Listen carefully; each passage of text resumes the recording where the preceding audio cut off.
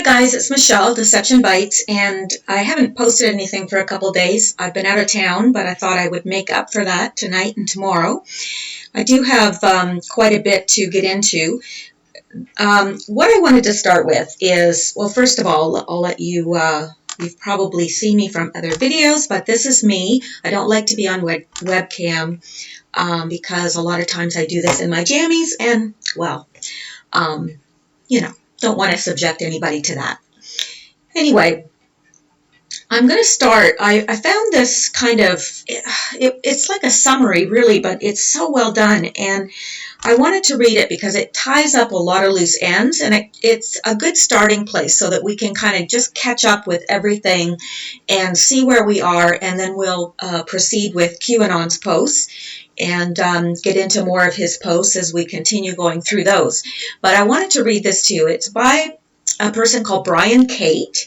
I didn't find this on his website. I found this in a forum and then I couldn't find it again. But his website is drawandstrike@blogspot.ca or drawandstrike.blogspot.ca. And I just wanted to read this to you guys because I found that it was very, very well done and it's a very good summary. So let me go through that first before I get into QAnon's post, because I think it's going to help you to kind of center where we are and what's happening. Okay, try to grasp what's actually happened here. The same Democrats and media who just spent 10 months attacking Trump on Russia, Russia, Russia, also networked together to cover up all of the Clintons' pay-for-play schemes from the 1990s with China and others, and then did it again. Once Hillary got the Secretary of State job, she moved into the office and went straight back to setting up pay-for-play schemes. Only this time, the new strategy was the Clintons having a dummy charity foundation through which they could cleverly launder the bribe money they got. All true. As long as members of your enabling network of fellow corrupticats are running the Department of Justice and the executive branch, you're untouchable. True enough. Just as with Harvey Weinstein in Hollywood, everybody knows what's really going on. Nothing can be done about it. Network protects you. And then all of a sudden, the network breaks down. It can't cover you for your crimes anymore. People can talk freely, come forward now. All during the Obama years, as the Clintons racked up millions of money in outright bribes and laundered it through their foundation, those who knew what was happening and wanted to blow the whistle watched Obama and Holder and Lynch shut everything down, if anything started. This is exactly what happened with the FBI investigation that was started during the build-up to the Uranium One deal. Some people who saw this massive bribery scheme between Russia and U.S. government business people, including the Clintons, came forward to the FBI. An investigation started. The evidence was collected. The trail of money was traced. And Obama and Holder sat on it. Everybody knew the Clintons and others took millions in bribes to facilitate the sale of uranium to Russia, but nothing could be done. And then all of a sudden, a miracle happened. Trump elected. Starting in February of this year, Trump and Sessions went to work by quietly reopening the FBI's investigation into the Uranium One deal. The Mueller-led investigation into Trump's supposed obstruction of the FBI's Flynn case and Russian interference in election? Hey, why not? What's better than a great big fluffy white rabbits for Democrats and DNC media to frantically chase for months to hide the real thing? I'll say it again for all the fearful out there. Trump and company always knew there was nothing for Mueller to find on the Trump-Russia collusion. I believe that. I truly believe that. Let Dems and DNC media enthusiastically chase the white impeached Trump rabbit for 8 months while real work was done on Uranium One. Mueller should get a medal or something. He kept all those reporters busy chasing Russia stories, and it led directly to, guess what? A real case of Russia collusion to influence 2016 U.S. presidential election. When Fusion GPS's role in the Trump dossier was revealed. Okay, and I want to just tell you what that is, in case you don't know. The Fusion GPS is a commercial research and strategic intelligence firm based in Washington, D.C. The company conducts open source investigations and provides research and strategic advice for businesses, law firms, and investors, as well as for political inquiries such as opposition research.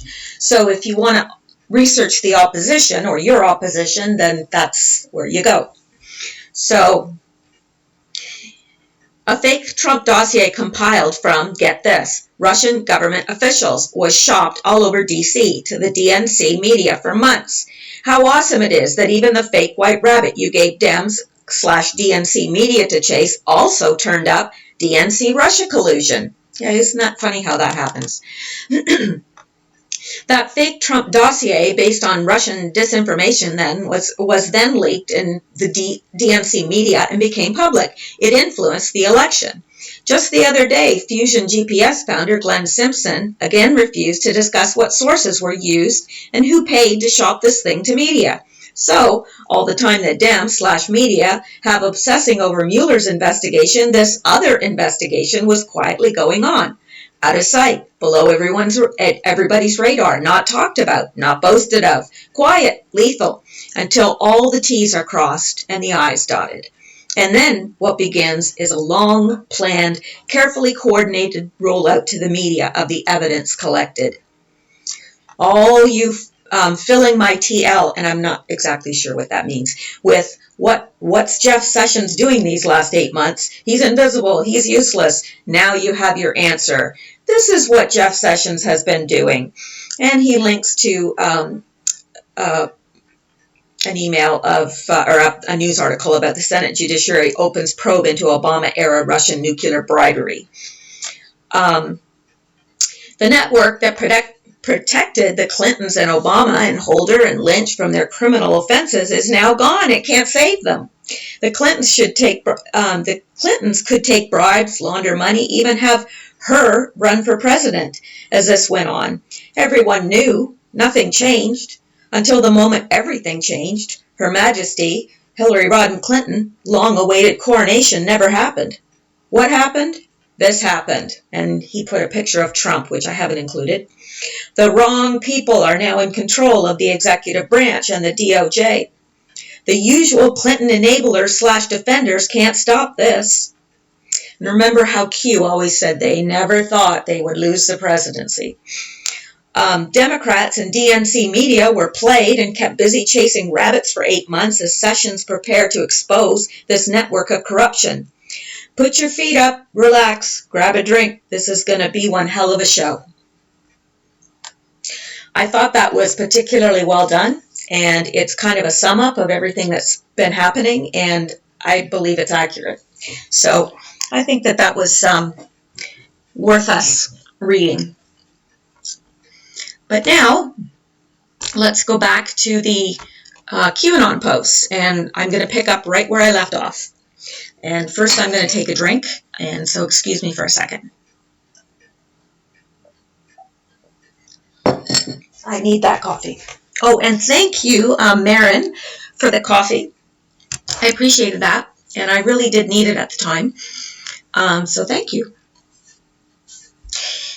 Okay, November 4th, 2017 at 8:22 p.m. Moving forward with the QAnon posts.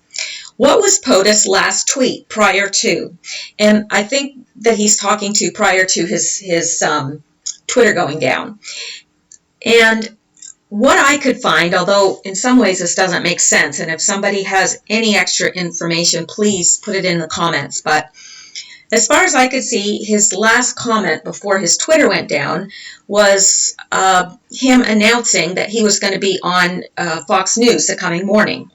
He was going to be interviewed on Fox News the coming morning. To who was it addressed? I'm not sure. I mean, I'm not even sure if that is the tweet that he's referring to, because it just doesn't make sense. But as far as I could see, that was the last tweet prior to his Twitter going down. But if someone knows what other tweet he was referring to, please let me know, because there were several important ones prior to his Twitter going down, so I'm not exactly sure which one he was referring to. When was POTUS' Twitter taken down? It was taken down early morning, November 3rd. Why is this relevant? I'm not sure why it's relevant, other than he was leaving the U.S. and everything was kind of breaking at that point. Things to do with Saudi Arabia, just everything. And, you know, he usually communicates through Twitter, so that would be certainly impeding his communication. What was POTUS' last tweet prior to? And he's asking that again, so it must be important. And I said, again, as far as I can tell, you know, the last tweet was announcing his morning interview on Fox News. Who was it addressed to specifically? I don't know. When was POTUS' Twitter taken down? Early morning, November 3rd, 2017. Has this ever happened before? No, it's not ever happened before to him or to any other person, as far as I know. Why now? Well, I think that it's a critical time. That was a very critical time in the cleanup effort, because that was just when everything was breaking. Is it a coincidence? Of course not. I don't think anything's a coincidence, and he keeps telling us that nothing's a coincidence, that everything's related. So, no, I think the answer to that would be no. How many times did the attack occur? Secondary cleanup? I don't know how many times the attack occurred. I know we have the initial going down of his Twitter, which happened, and then it was down for 11 minutes, which I think is interesting number of minutes. And then it comes back up, and they claim that it was a rogue employee, and then they claim it was an employee on his last day of work. I highly doubt that. It doesn't make a lot of sense to me at all, but, you know, that's what they claim.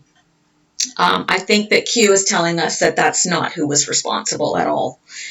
How many times did the attack occur? Well, I'm only aware of it happening once. What is the purpose of tracking? Well, I said it's like that old adage, keep your friends close and your enemies closer. And I think that, certainly those who are in opposition to Trump are tracking him and what he's saying, keeping track of everything he does, where he is, what he's saying. What is the purpose of disruption? Well, when you disrupt the flow of information, and the flow of information is critical if opposition wants to overthrow Trump, which they do, and we know they do. Why did POTUS have military guards in uniforms while in Hawaii? Well, I said protection, obviously. He doesn't trust the protection of the SS. And that's normally who would be protecting him is the SS and the SS only. But when he was in Hawaii, it was pretty obvious that he had military guards with him. So why is that? Well, I think it's obvious. It's very obvious. Why is this relevant?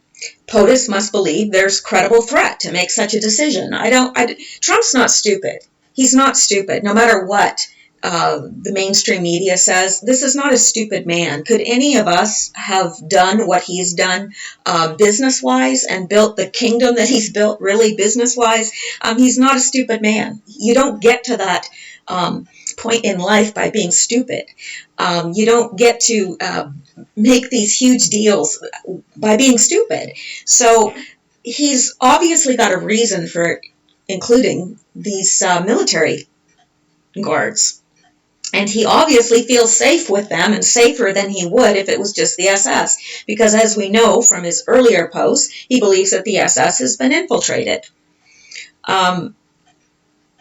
Do military guards uniform typically assist the USSS, and that's the U.S. Secret Service?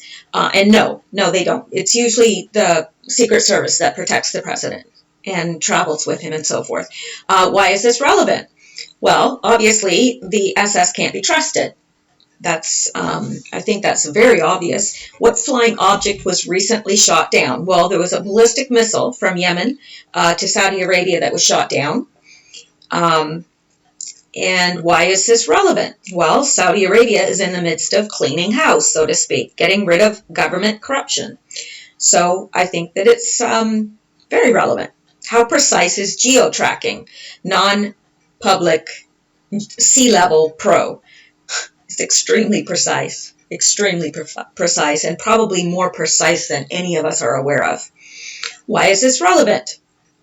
Well, he's telling us it's relevant, but I'm not exactly sure what he's looking for in this particular question. And then he says Alice in Wonderland and Wonderland, Q. And we are about to find out what Alice in Wonderland really means. And we've been hearing this and hearing this. He keeps signing off with Alice in Wonderland. And so we know it plays a very central role in all of this. And we are about to find out in a couple of posts here. So we're going to push on. Actually, it's the next post. Oh, no, it's not. Okay, November 4th, 8:28 p.m. Q equals Alice. You'll soon understand the meaning behind Alice and Wonderland. Everything has meaning. God bless. Q. We're going to go to the next one. This is November 5th at 12:14 a.m. And you'll notice this person likes to post in the wee hours of the morning. By the time POTUS returns from his trip, the world will be a different place. And in many ways, it was a different world when he returned. I mean, everything that happened in Saudi Arabia, we had the indictments, we had, there's just a lot of stuff that's breaking loose right now. And then he says Godfather 3. Now, I'm not 100% sure of this, but I read somewhere that Godfather 3 is Obama. And maybe as we get on a little bit more, we'll have that either confirmed or not. But that's what I believe Godfather 3 at this point is. And if not, please write something in the comments, because I read them and other people read them as well. And some of the comments on these videos have been extremely helpful, at least to me. And I think to some other people too, and just kind of, it takes everyone. It takes everyone. I don't have all the answers. And it takes us all looking at this and us all being aware of it. And different people have different pieces of the puzzle. And that's how we put all the puzzle pieces together. So he says, Godfather 3, Alice in Wonderland. Alice, and then he puts in parentheses, Lewis Carroll.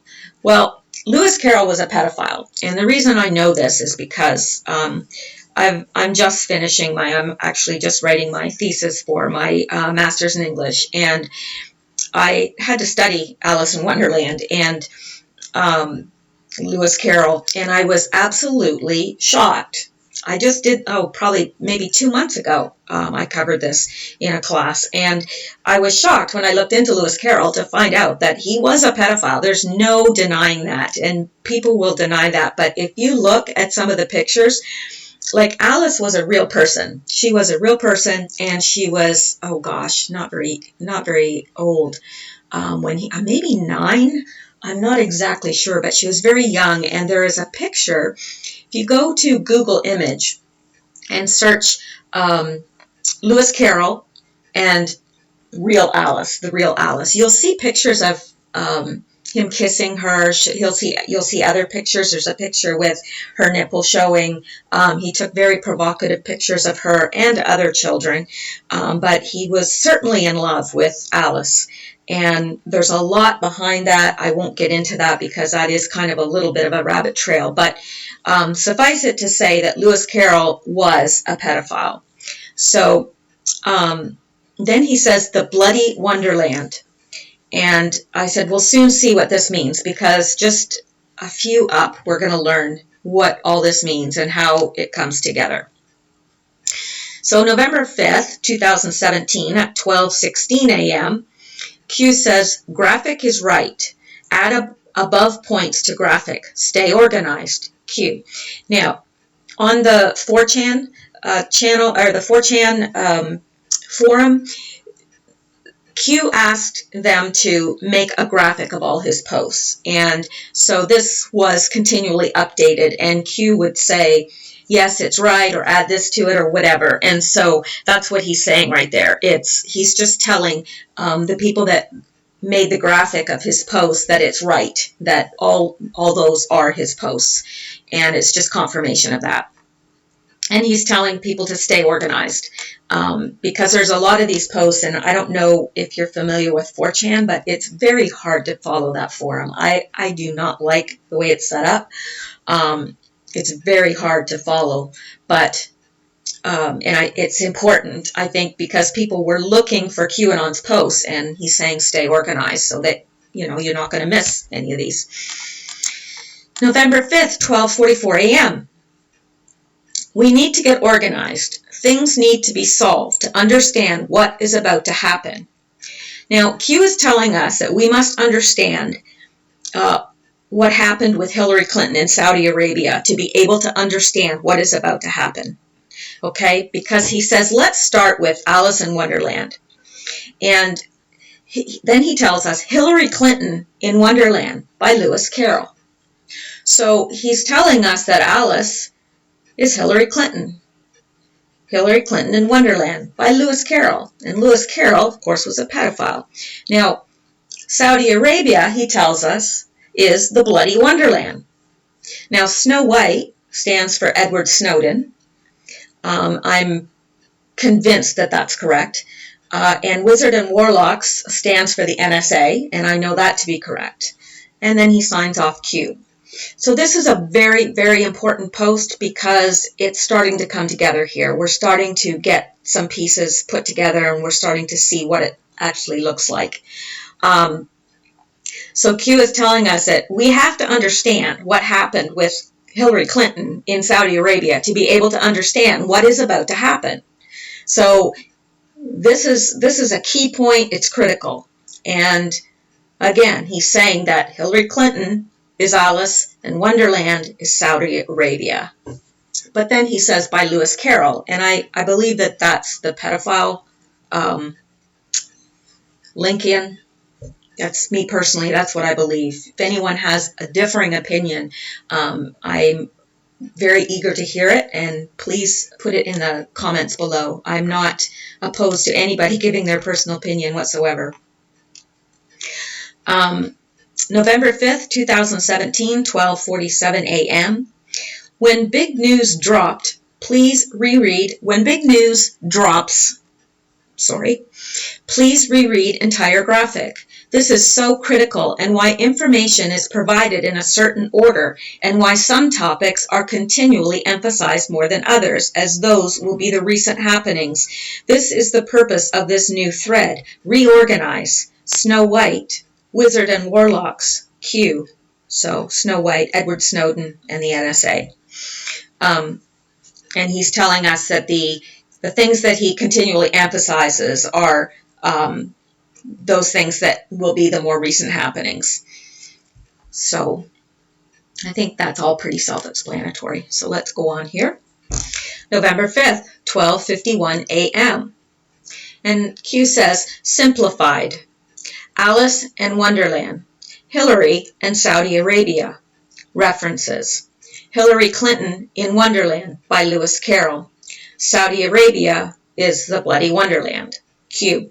So Q is just kind of boiling everything down to us right there and simplifying it all. He says it's simplified. Alice in Wonderland is Hillary in Saudi Arabia. References. Hillary Clinton in Wonderland by Lewis Carroll. Saudi Arabia, the bloody Wonderland. Q. And the next one is November 5th at 2:17 at 1:03 a.m. Please add crumbs above in a new complete graphic, organized and in order, critical for understanding and review. Spiderweb. Hillary and Saudi Arabia. Alice and Wonderland. See above. This is staged and deliberate. Snow White. Godfather 3. Q. So Snow White, Edward Snowden, Godfather 3, possibly Obama, Q. And he's saying it's a spider web. So I'm thinking there he's referring to the ties to Hillary and Saudi Arabia and what's going on there. It's a spider web.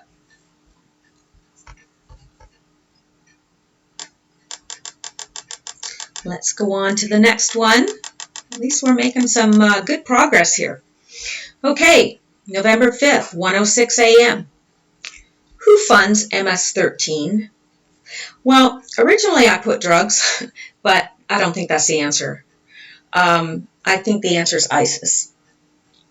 Why did Barack Obama instruct Homeland Security and Border Patrol to release MS-13 captures at the border? Why would he do that? Let's think. Well, we know that they were supplying weapons and so forth to ISIS through Saudi Arabia, and I've recently found out that MS-13 has ties to ISIS, so I guess it would make sense. I'm not exactly sure why, other than to destroy our country. What agency has direct ties to two major drug cartels? ISIS. Why is AG Attorney General Sessions / POTUS prioritizing the removal of MS-13? And of course, I'm sure you know this, but MS-13 is a very, very, very violent and bloody gang, that's connected with drugs. They are violent, and the reason why they're prioritizing the removal is because they are violent terrorists and have ties to ISIS.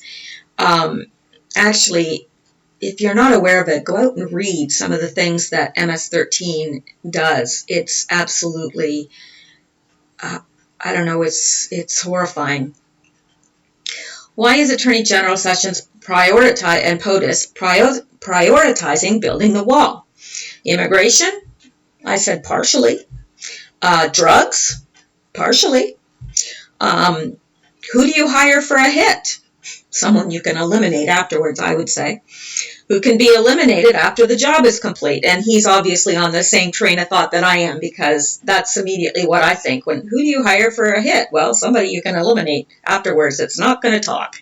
And Q asks, who can be eliminated after the job is complete? And then he says, Seth Rich. Well, he's not asking. He's saying Seth Rich. Who was found dead? And then he put 2 in parentheses, as if there was 2 of them, but I could only find 1. Shortly after his murder, like Seth Rich, that murder. And it was Sean Lucas. What affiliation did they have? The DNC. Classified. Q. Now, I did link to some articles here, because I think it'll help to understand this a little bit better.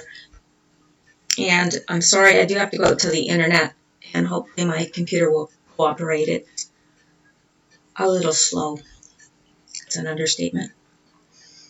Okay. Obama administration. New gang members were part of illegal immigrant surge. Whistleblower. So, this is an article by the Washington Times. The Obama administration knowingly let in at least 16 admitted MS-13 gang members who arrived in the U.S. as illegal immigrant teenagers in 2014, a top senator said Wednesday, citing internal documents that showed the teens were shipped to juvenile homes throughout the country. Senator Ron Johnson, chairman of the Senate Homeland Security Committee, said a whistleblower turned over to Customs and Border Protection documents from 2014 detailing the 16 people who were caught crossing the border. CBP apprehended them. CBP, Border Patrol. I don't know what the C. Oh, California Border Patrol apprehended them. Knew they were MS-13 gang members, and they proceeded and just dispersed them into our communities. Mr. Johnson, Wisconsin Republican, said the gang members were part of the surge of UAC, or unaccompanied alien children, as the government labels them, who overwhelmed the Obama administration in 2014, leaving Homeland Security struggling to staunch the flow from Central America. Officials at the time said the children should be treated as refugees, fleeing horrific conditions back home, though security analysts said the children were prime recruiting territory for gangs already in the U.S. So this goes on and has, let's see here. And just seeing if there's anything else pertinent in here. There's a lot of information in this. And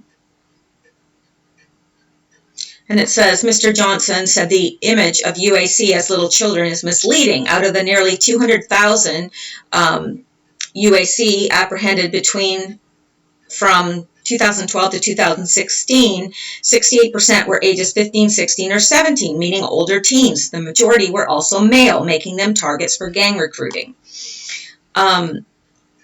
So anyway, there's a lot here. And this is something, if you want more information, you can go out and read for yourself. It's from the Washington Post. And let me see what else we have here. Lots of good information here.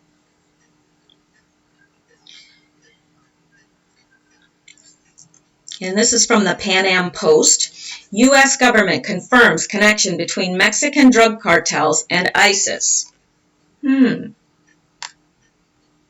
U.S. Secretary of State Rex Tillerson told Congress that a very different approach will be implemented for fighting Mexican drug cartels and other transnational criminal groups from now on. Tillerson told the Foreign Affairs Committee of the House of Representatives that the two countries are now concentrating on the supply chain of how drug trafficking, human trafficking, and other criminal activities are conducted in a cross-border manner. This is a comprehensive effort that we have been promoting with the cooperation of our Mexican counterparts, he said. I think they will see a very different approach to how we attack the cartel problem. Tillerson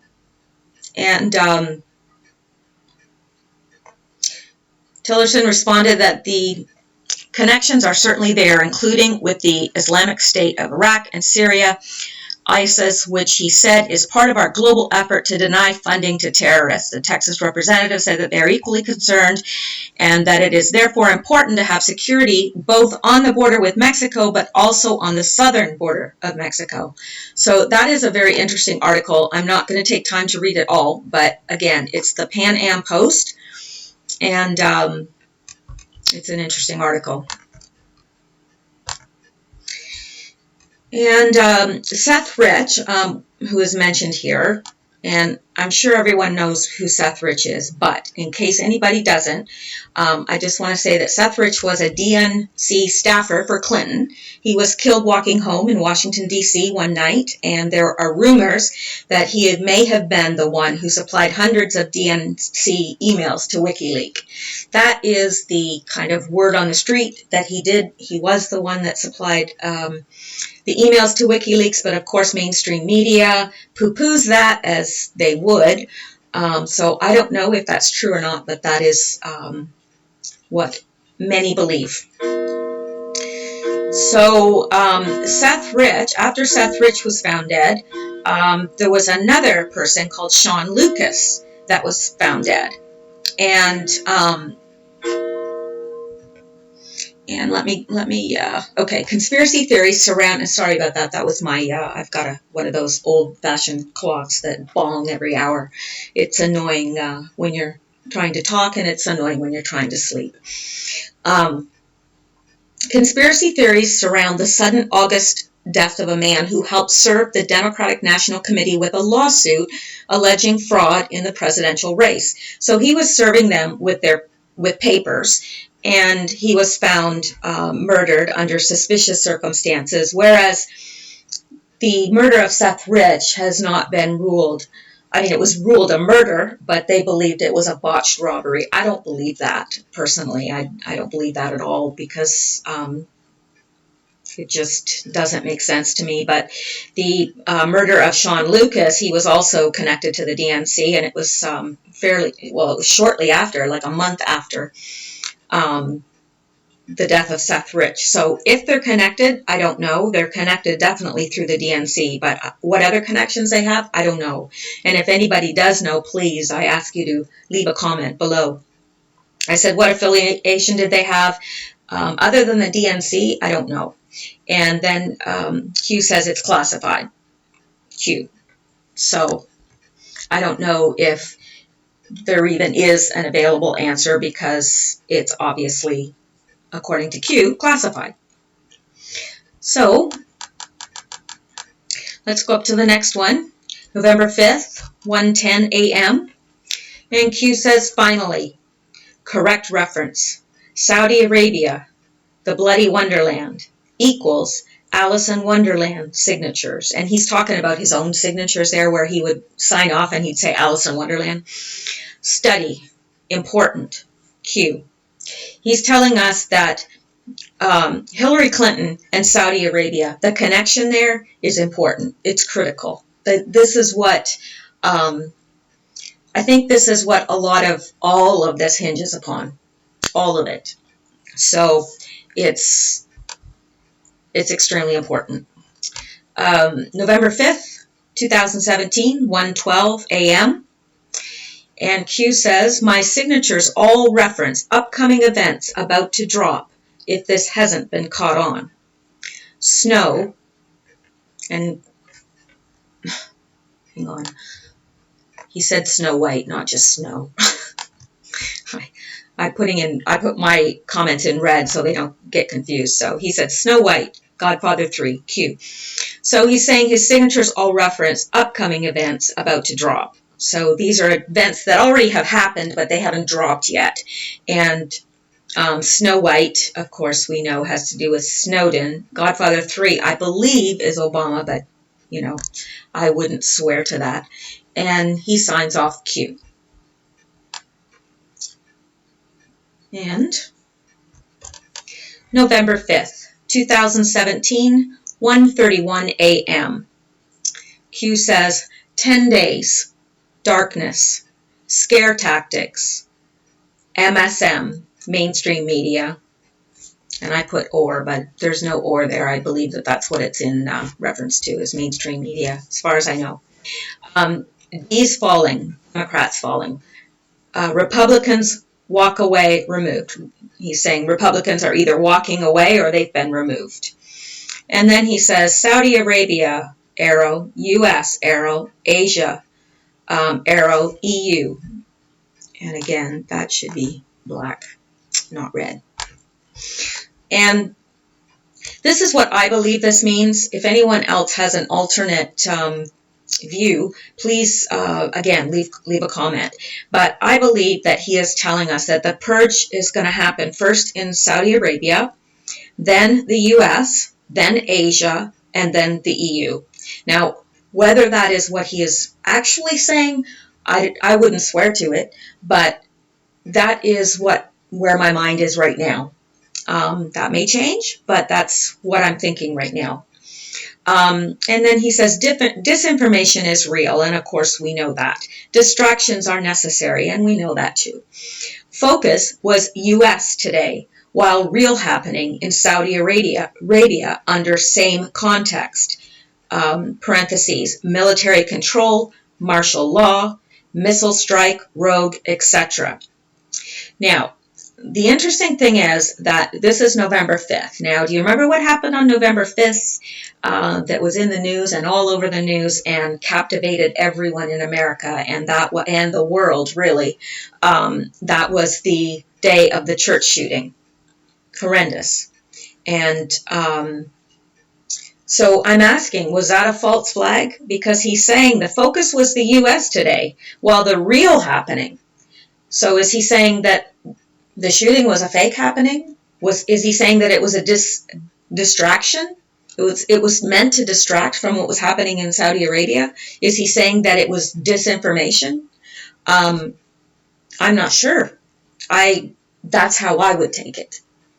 If I was trying to dissect this and understand it, which I am, that is exactly the conclusions I would come to. You all may have a different view, but November 5th, the only thing that put the focus on the U.S. that day was the church shooting, and the whole world's eyes was on that. I'm temporarily in Canada, and it was all over the news here. It was everywhere. So, yeah, and he's saying, but the real happening was in Saudi Arabia. So, I don't know. Any other views on that? I'd be interested to know. And below he says necessary. And then he says POTUS Twitter attack. See above. Important. Why is this relevant? What was the last tweet by POTUS prior to Saudi Arabia? Why is this relevant? Saudi Arabia 1, US 2, Asia 3, EU 4. And that's really the same thing as up here. He's saying the same thing. Where is POTUS? Well, on the 5th of November, POTUS was in Japan. Why is this relevant?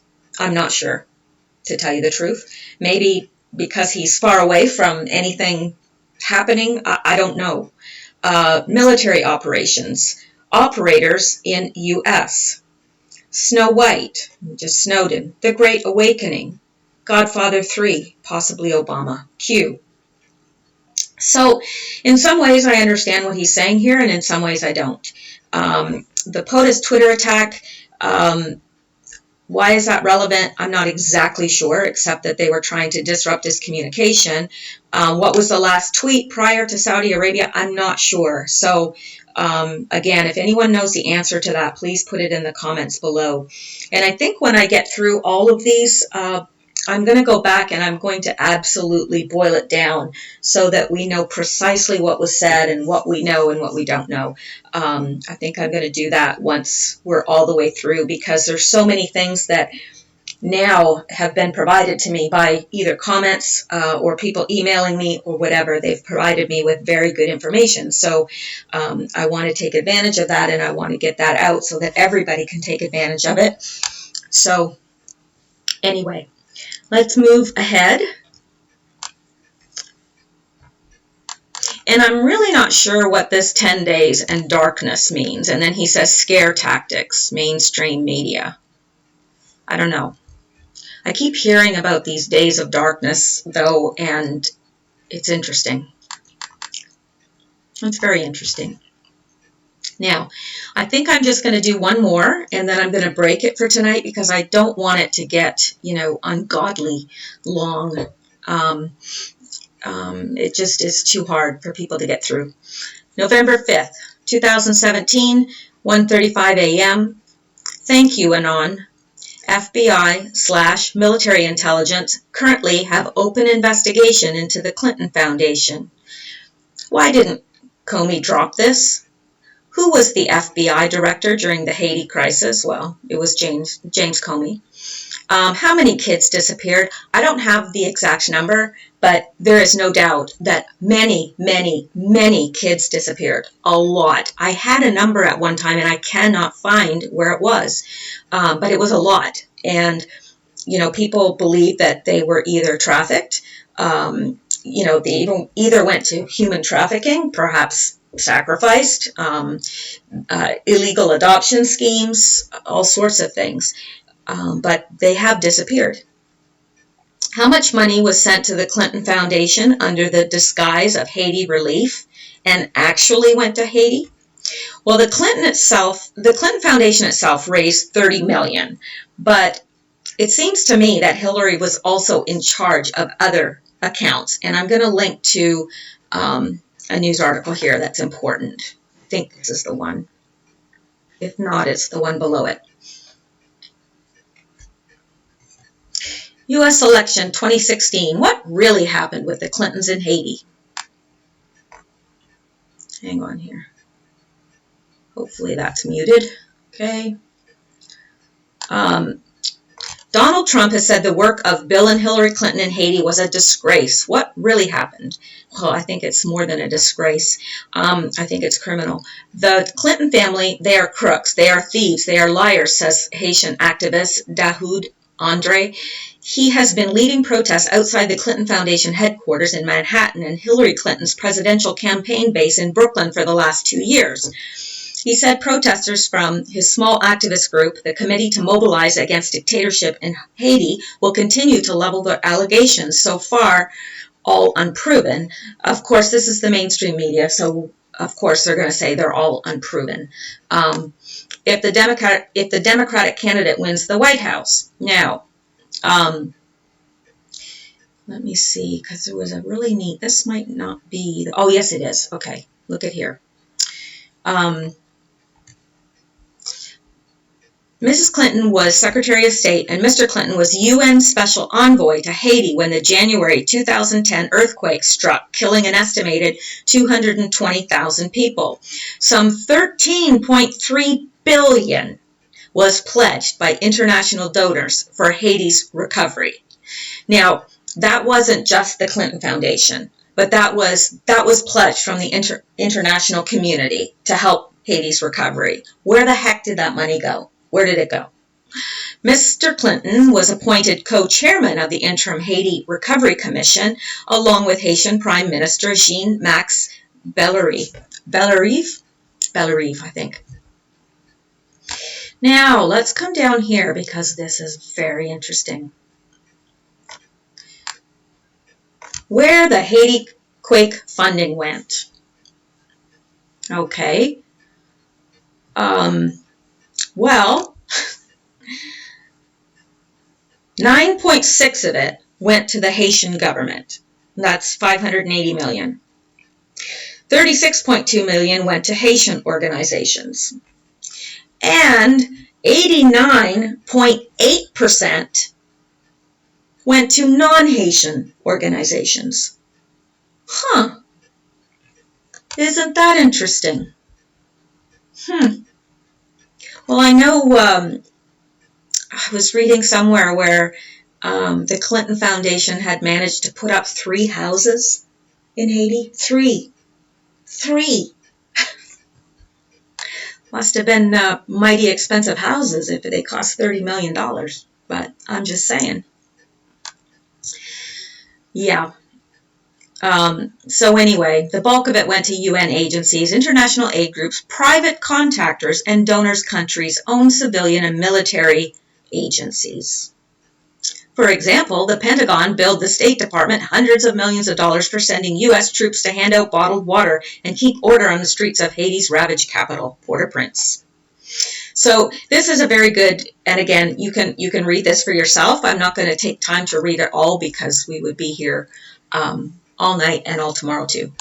But that is that, and I wanted to read this. I believe, can't remember what this is now, but I'm sure it's important. Yeah, how the Clinton Foundation got rich off poor Haitians, and they did. It filtered money through Haiti and back to itself. I think we already know that.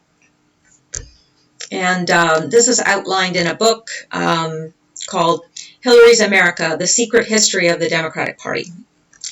And in January 2015, a group of Haitians surrounded the New York offices of the Clinton Foundation. They chanted slogans accusing Bill and Hillary Clinton of having robbed them of billions of dollars. 2 months later, the Haitians were at it again, accusing the Clintons of duplicity, malfeasance, and theft. And in May 2015, they were back, this time outside the New York Cipriani, where Bill Clinton received an award and collected a $500,000 check for his foundation.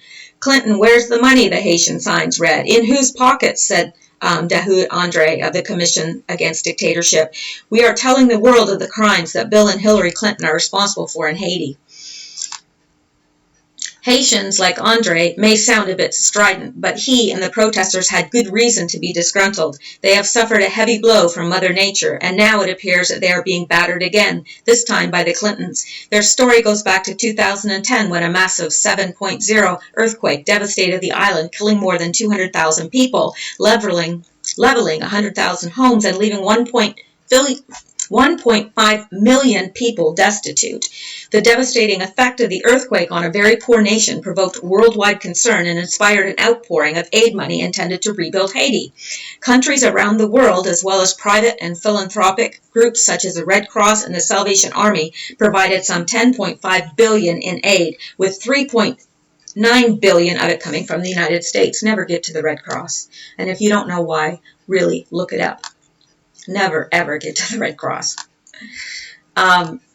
Haitians such as Andre, however, noticed that very little of this aid money actually got to the poor people in Haiti. Some projects championed by the Clintons, such as the building of industrial parks and posh hotels, cost a great deal of money and offered scarce benefits to the truly needy. Port-au-Prince was supposed to be rebuilt. It was never rebuilt. Projects aimed at creating jobs proved to be bitter disappointments. Haitian unemployment remained high, largely undented by the funds that were supposed to pour into the country. Famine and illness continued to devastate the island nation. The Haitians were initially sympathetic to the Clintons. One may say they believed in the message of hope and change. With his customary overstatement, Bill told the media, "Wouldn't it be great if they become the first wireless nation in the world?" They could. I'm telling you, they really could. I don't blame the Haitians for falling for it. Bill is one of the world's greatest storytellers. He has fooled people far more sophisticated than the poor Haitians. Over time, however, the Haitians wised up. However, their initial expectations, many saw that much of the aid money seemed never to have reached its destination. Rather, it disappeared along the way. Imagine that. Where did it go? I wonder. It did not escape the attention of the Haitians that Bill Clinton was a designated UN representative for aid to Haiti. Following the earthquake, Bill Clinton had with media fanfare, established the Haiti Reconstruction Fund. Meanwhile, his wife Hillary was the United States Secretary of State. She was in charge of the U.S. aid allocated to Haiti. Together, the Clintons were the two most powerful people who controlled the flow of funds to Haiti from around the world. The Haitian protesters noted interesting pattern involving the Clintons and the designation of how aid funds were used. They observed that a number of companies that received contracts in Haiti happened to be entities that made large donations to the Clinton Foundation. Imagine that. The Haitian contracts appeared less tailored to the needs of Haiti than to the needs of the companies that were performing the service. In some, Haitian deals appeared to be quid pro quo for filling the coffers of the Clintons. I can't imagine that, can you? For example, the Clinton Foundation selected Clayton Homes, a construction company owned by Warren Buffett's Berkshire Hathaway, to build temporary shelters in Haiti. Buffett is an active member of the Clinton Global Initiative who has donated generously to the Clintons as well as the Clinton Foundation. The contract was supposed to be given through the normal United Nations bidding process, with the deals going to the lowest bidder who met the project standards. UN officials said, however, that the contract was never competitively bid for. I find that shocking. Clayton offered to build hurricane-proof trailers, but what they actually delivered turned out to be a disaster. The trailers were structurally unsafe, with high levels of formaldehyde in it. Well, who cares? They're just poor Haitians. We don't care if their trailers are full of formaldehyde, do we? And insulation coming out of the wall. Well, they shouldn't complain. There were problems with mold and fumes. What's a little bit of mold and fumes? The stifling heat inside made Haitians sick. Many of them abandoned the trailers. Oh, they're ungrateful. Because they were ill-constructed and unusable. The Clintons also funneled $10 million in federal loans to a firm called Innovita, headed by Clinton donor Claudio Osorio. Osorio had loaded its board with Clinton cronies, including longtime Clinton ally General Wesley Clark, Hillary's 2008 finance director Jonathan Mance, and Democratic fundraiser Chris Corge, who had helped raise millions for the Clintons. Normally, the loan approval process takes months or even years, but in this case, a government official wrote, "Former President Bill Clinton is personally in contact with the company to organize its logistics and support needs, and as Secretary of State Hillary Clinton has made available State Department resources to assist with logistical arrangements."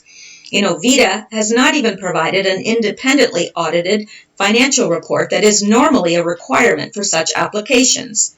This requirement, however, was waived on the basis of the Clinton connection. Innovita's application was fast-tracked and approved in 2 weeks. The company, however, defaulted on the loan and never built any houses. An investigation revealed that Osorio had diverted company funds to pay for his Miami Beach mansion, his Maserati, and his Colorado ski chalet. Much more important than providing houses to Haitians, I'm sure. He pleaded guilty to wire fraud and money laundering in 2013 and is currently serving a 12-year prison term on fraud charges related to the loan. Several Clinton cronies showed up with Bill to a 2011 housing expo that cost more than $2 million to stage. Bill Clinton said it would be a model for the construction of thousands of homes in Haiti. In reality, no homes have been built. A few dozen model units were constructed, but even they have not been sold. Rather, they are now abandoned have been taken over by squatters. The school, I am reading this because I think this is critical, that we know exactly what they didn't do in Haiti. The schools they never built. You said contracts to remove debris in Port-au-Prince went to Washington-based company called CHF International. The company's CEO, David Weiss, a campaign contributor to Hillary in 2008, was Deputy U.S. Trade Representative for North American Affairs during the Clinton administration. The corporate secretary of the board, Lori Fitz-Pagato, served in a number of posts in the Clinton administration, including Assistant Secretary of Commerce. The Clintons claim to have built schools in Haiti, but the New York Times discovered when it comes to the Clintons, built is a term with very loose interpretation. For example, the newspaper located a school featured in the Clinton Foundation's annual report as built through a Clinton Global Initiative commitment to action. In reality, the Clinton Foundation's sole direct contribution to the school was a grant for an Earth Day celebration and tree building activity. You said contracts also went to consulting firms such as New York-based Dalberg Global Development Advisors, which received a $1.5 million contract to identify relocation sites for Haitians. This company is an active participant and financial supporter of the Clinton Global Initiative. A later review by USAID's Inspector General found that Dalberg did a terrible job naming uninhabitable mountains with steep ravines as possible sites for Haitian rebuilding. Foreign governments and foreign companies got Haitian deals in exchange for bankrolling the Clinton Foundation. I can't imagine that ever happening. The Clinton Foundation lists a Brazilian construction firm, OAS, and the Inter-American Development Bank, IDB, as donors that have given it between $1 billion and $5 billion.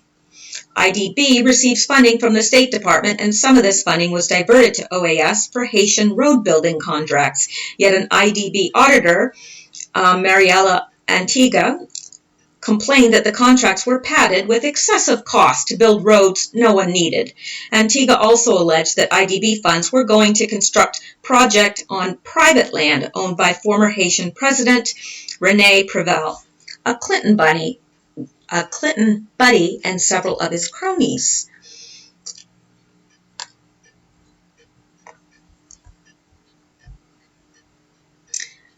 And several of his cronies. For her efforts to expose corruption, Antigua was promptly instructed by the IDB to pack her bags and leave Haiti.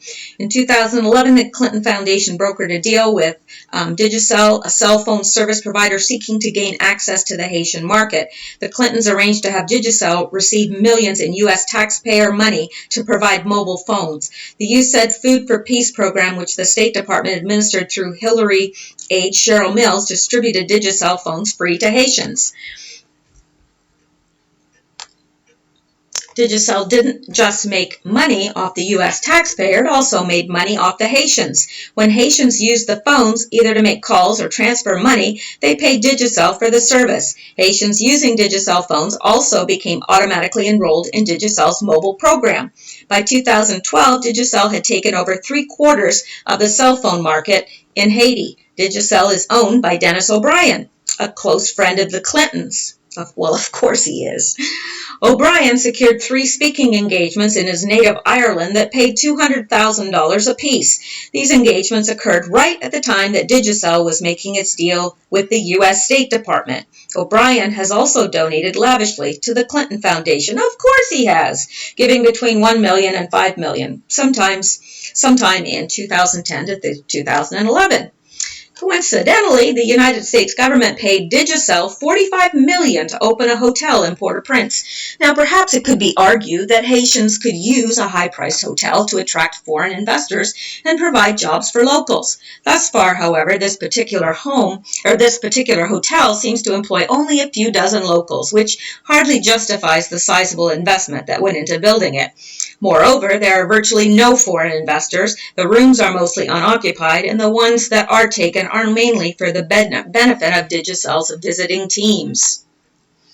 In addition, the Clintons got their cronies to build Caracol industrial park, a 600-acre garment factory that was supposed to make clothes for export to the United States and create, according to Bill Clinton, 100,000 new jobs in Haiti. The project was funded by the U.S. government and cost hundreds of millions in taxpayer money, the largest single allocation of U.S. relief aid. Yet, Caracol has proven a massive failure. First, the industrial park was built on farmland and the farmers had to be moved off their property. Many of them feel they were pushed out and inadequately compensated. Some of them lost their livelihoods. Second, Caracol was supposed to include 25,000 homes for Haitian employees. In the end, the Government Accountability Office reports only around 6,000 homes were built. Third, Caracol has created 5,000 jobs, less than 10% of the jobs promised. Fourth, Caracol is exporting very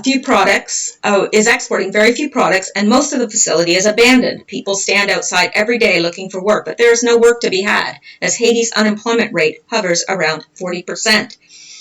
The Clintons say Caracol can still be salvaged, but former Haitian Prime Minister Jean Bellerive says, I believe the momentum to attract people there in a massive way is past. Today, it has failed. Still, Bellerive's standard of success may not be the same one used by the Clintons. After all, the companies that built Caracol with U.S. taxpayer money have done fine, even if poor Haitians have seen few of the benefits. Then there is the strange and somehow predictable involvement of Hillary Clinton's brother, Hugh Rodham. Rodham has put in an application for $22 million from the Clinton Foundation to build homes on 10,000 acres of land that he said a guy in Haiti had donated to him. I deal through the Clinton Foundation, Rodham told the New York Times. I hound my brother-in-law because it's his fund and we're going to get our money from. Rodham said he expected to net $1 million personally on the deal. Unfortunately, his application didn't go through. Rodham had better luck, however, on a second Haitian deal. He mysteriously found himself on the advisory board of a U.S. mining company called VCS. This by itself is odd because Rodham's resume lists no mining experience. Rather, Rodham is a former private detective and prison guard. The mining company, however, seems to have recognized Rodham's value. They brought him on board in October 2013 to help secure a valuable gold mining permit in Haiti. Rodham was promised a finder's fee if he could land the contract. Sure enough, he did. For the first time in 50 years, Haiti awarded 2 new gold mining permits, and one of them went to the company that had hired Hillary's brother. The deal provoked outrage in the Haitian Senate. Neither Bill Clinton nor the brother of Hillary Clinton are individuals who share the interests of the Haitian people, said Haitian mining representative Samuel Nessner. They are part of the elite class who are operating to exploit the Haitian people. You can say that again.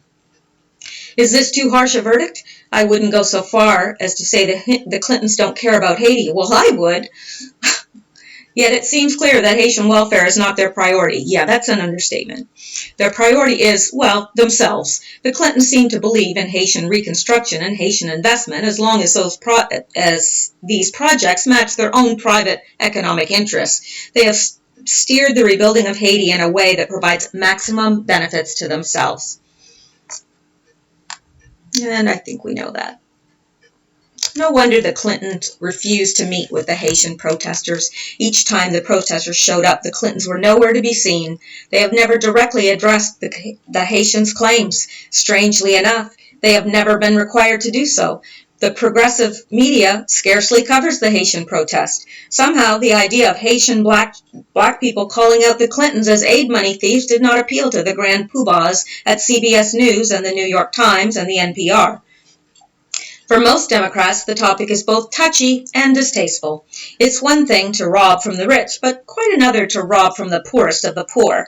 Some of the Democratic primary support for Bernie Sanders was undoubtedly due to the Democrats' distaste over the financial shenanigans of the Clintons.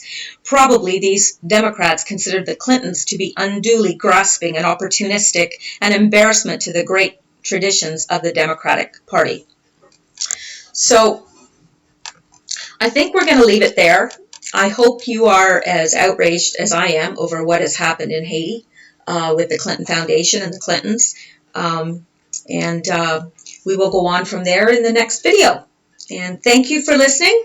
If you like what you hear, subscribe, hit the like button, and send me a coffee. Thanks. See you later.